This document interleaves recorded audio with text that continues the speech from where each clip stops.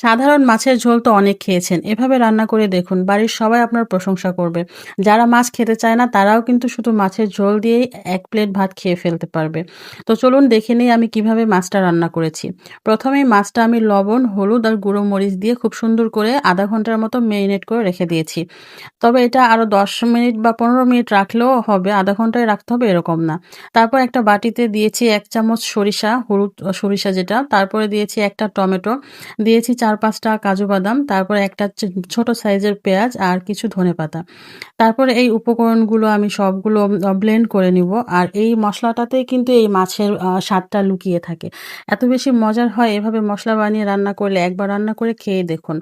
তারপর ব্লেন্ডারে ব্লেন্ড করে আমি রেখে দিয়ে বাকি রান্নাটা করে ফেলবো।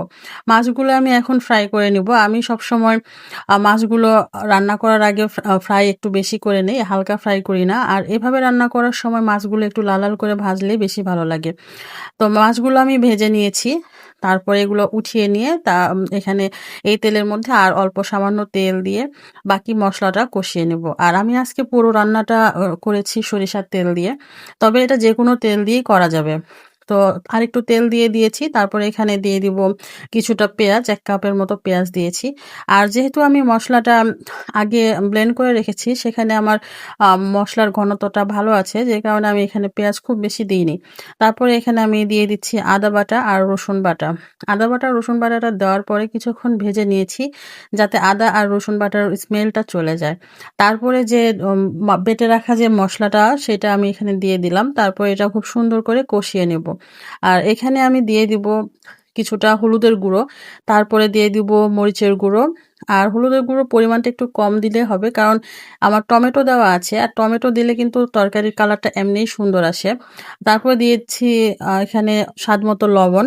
লবণটাও একটু কম দিতে হবে, যেহেতু মাছ যখন আমি ভেজেছি তখন কিন্তু মাছের সাথে আমার লবণ দেওয়া ছিল। তারপরে মসলাটা খুব সুন্দর করে আমি কষিয়ে নেব। আর কষানোর এক পর্যায়ে যখন তেল এরকম উপরে উঠে আসবে, সে সেই পর্যায়ে আমি এখানে দিয়ে দিব ভেজে রাখা মাছগুলো। এভাবে রান্না করার পর কিন্তু সবাই আপনার রান্নার অনেক বেশি প্রশংসা করবে। কারণ এভাবে রান্না করলে যে মাছের ঝোলটা, এটা এত বেশি মজার হয় কি বলবো। আমার তো খুবই পছন্দ, আমার বাচ্চারও অনেক বেশি পছন্দ। তো এরপরে এখানে আমি দিয়ে দিব পরিমাণ মতো পানি। পানি দেওয়ার পরে এটা রান্না করব। আমি ১ম এ হাই হিটে রান্না করব কিছুক্ষণ, ৫ থেকে ৭ মিনিটের মতো। তারপরে আগুনটা কমিয়ে দিয়ে রান্না করব। তারপরে যখন এই পর্যায়ে আসবে, সে পর্যায়ে আমি এখানে ৪ থেকে ৫ টা কাঁচামরিচ দিয়ে দিব। কাঁচামরিচটা এখানে দিলে ফ্লেভারটাও ভালো আসবে। আর এই কাঁচামরিচটা খেতেও কিন্তু ভালো লাগে।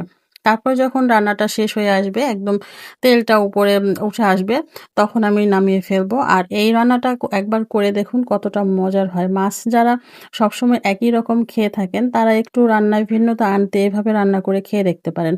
আর দেখেই বোঝা যাচ্ছে কতটা মজার হবে। তারপরে দিয়ে দিচ্ছি ০.৫ চা চামচ চিনি। আর চিনিটা দিচ্ছি যাতে স্বাদের ব্যালেন্সটা ঠিক থাকে। যেমন লবণ বা মরিচ, এই সবগুলো ব্যালেন্স ঠিক রাখার জন্য চিনিটা দিয়ে দিলে স্বাদটা আরো বেশি বেড়ে যায়। তারপর দেখতেই পাচ্ছেন আমার রান্নাটা কত সুন্দর লোভনীয় হয়েছে। এই পর্যায়ে আমি কিন্তু রান্নাটা নামিয়ে ফেলবো।